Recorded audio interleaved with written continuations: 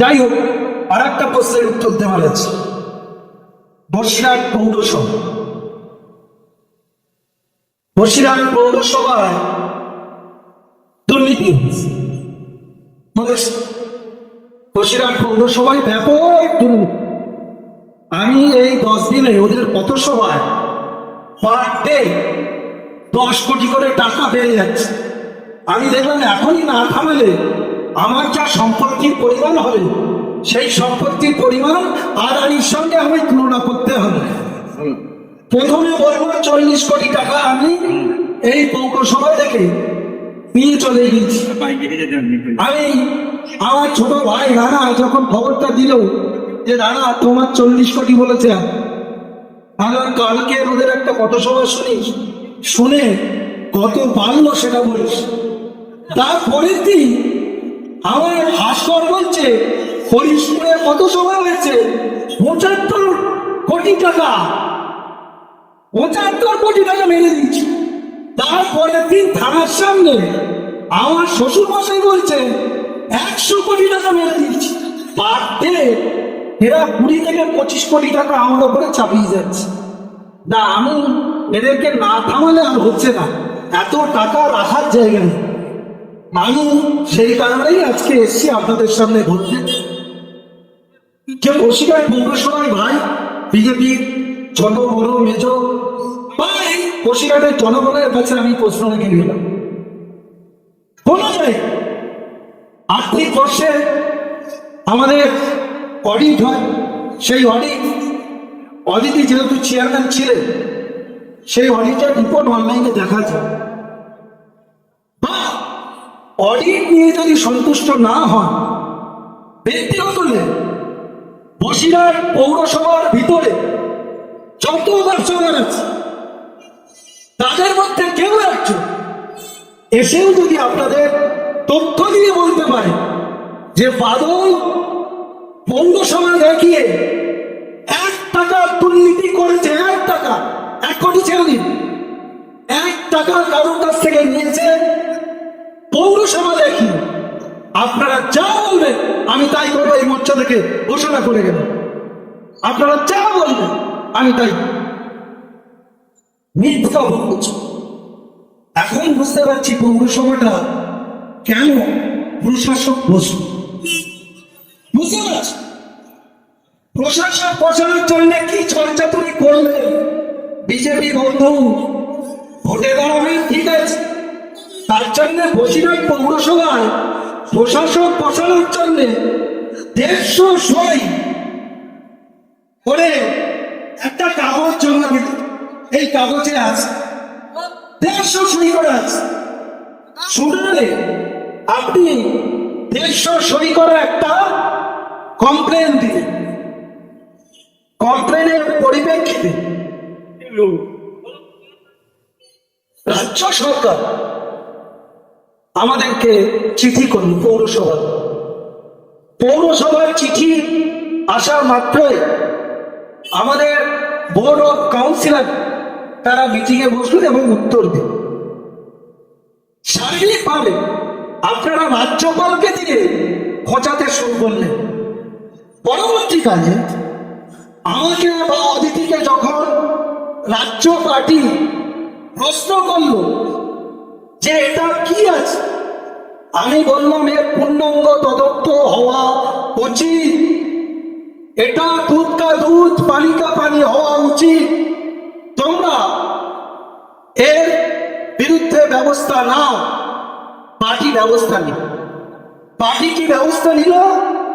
বোর্ডটাকে dissolve করে দিল। দিয়ে যেহেতু অদিতি বা বিরুদারা চেয়ারম্যান ভাইস চেয়ারম্যানের নেতৃত্বে এখানে 20 জন কাউন্সিলর যেহেতু তৃণমূল কংগ্রেসে, তাই নিরপেক্ষ তদন্ত না হতে পারে রাজ্য পার্টি এটা ভাবল। তাই রাজ্য পার্টি ভোটটাকে ফেলে দিয়ে শুনে দেখে প্রশাসন বসিয়ে, এসডিও বসিয়ে তার পূর্ণাঙ্গ তদন্ত চলছে। আপনারা জানলে অবাক হবেন, আমি এই 150 লোক খুঁজে বেড়াচ্ছি। আমাদের কাউন্সিলররাও খুঁজে বেড়াচ্ছি যে এরা কারা, যে 150 লোক যারা এই কমপ্লেনটা দিল। কাউন্সিলর হচ্ছে এই বাদলের সঙ্গে মানে ওর সম্পর্ক খারাপ, সে বোধহয় গোপনে গিয়ে ফেলে দিল। আমরা তো এটা বুঝতে পারছিলাম না প্রথম যে কারা কোন। এর পিছনে যে বিজেপির আইটি সেল বা বিজেপির কর্মীরা জড়িত, এটা আমরা বুঝতে পারি। আমি আজকে আপনাদের সামনে সেই ফিঙ্গারপ্রিন্টের রিপোর্ট নিয়ে এসছি।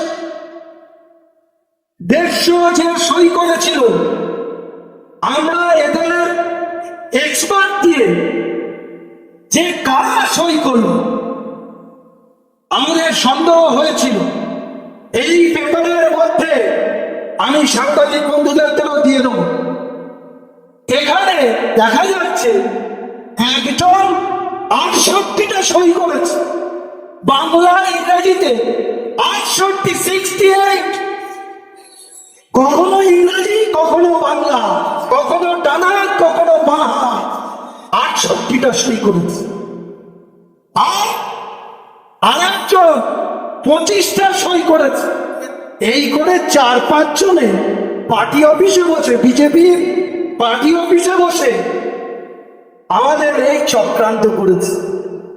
আর ভোটের ময়দানে এখন বলছে দুর্নীতি করেছে বলে এই ভোটকে নাকি ফেলে দেওয়া হয়েছে। আমি বিজেপির ছোট বড় হাইওয়েট, এই যে দিল্লি থেকে যারা আসছে সব বিভিন্ন লোকজন, বাবা ভয় পাচ্ছি খুব, সাজোয়া গাড়ি, পুলওয়ামা এটাকে ডাক্তার আমরা গাড়ি পেলাম না, পুলওয়ামায় শহীদ হয়ে গেল সৈনিকরা, তখন সেখানে গাড়ি পৌঁছলো না, বুলেট প্রুফ গাড়ি।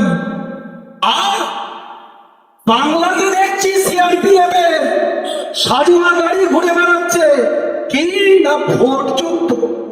বাংলায় ভোট যুদ্ধ হচ্ছে, সেখানে এই গাড়ি পাঠাতে কত ধাপ্পাবাজি দেবে, কত ভয় দেখাবে, কত নোংরা করবে, কত অপবাদ দেবেন, কত মিথ্যা কথা বলবেন। যত মিথ্যা বলবেন তত ভোটে জিতবো, যত বেশি মিথ্যা বলবেন তত বেশি ভোটে জিতবো। এই টাউন হলের মঞ্চ থেকে বলে গেলাম।